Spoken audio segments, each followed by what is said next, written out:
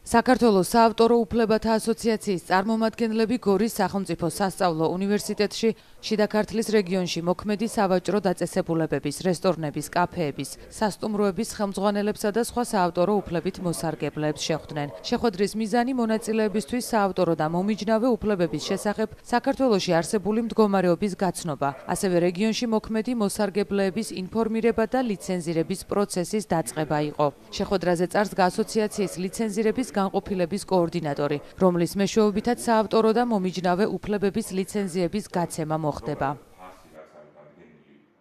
4 წელია, რაც საავტორო უფლებათა ასოციაცია აქტიურად ეწევა ლიცენზირების პროცესს. დედაქალაქის დონეზე თითქმის ამოიწურა და ყველა ის ობიექტი, რომელიც ვალდებულია საავტორო ჰონორარი გადაიხადოს საავტორო უფლებით დაცული ნაწარმოების გამოყენებისთვის ლიცენზირებულია, მათ შორის მსხვილი ობიექტები, როგორც ტელევიზიები, რადიოკომპანიები და ასე შემდეგ, ასევე კვების დაწესებულებები და ეხლა საავტორო უფლებათა ასოციაცია იწყებს რეგიონებში გასვლას და რეგიონის დონეზე ლიცენზიების გაცემას.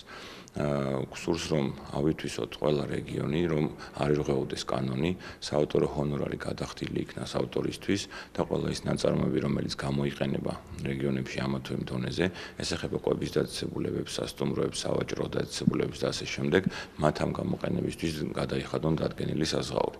დღევანდელი შეხვედრა სწორედ ამას ემსახურება, რომ ჩვენ გავაცნოთ საავტორო უფლებით მოსარგებლეებს, რესტორნების, სასტუმროების და ასე შემდეგ მეპატრონეებს, რაში მდგომარეობს საავტორო უფლების არსი, რა კანონმდებლობა მოქმედებს, როგორია გადახდის მექანიზმი, როგორ დგინდება გადახდის ტარიფები და ასე შემდეგ. საავტორო უფლებათა ასოციაციასა და გორში არსებულ მოსარგებლეებთან შედგა შეხვედრა.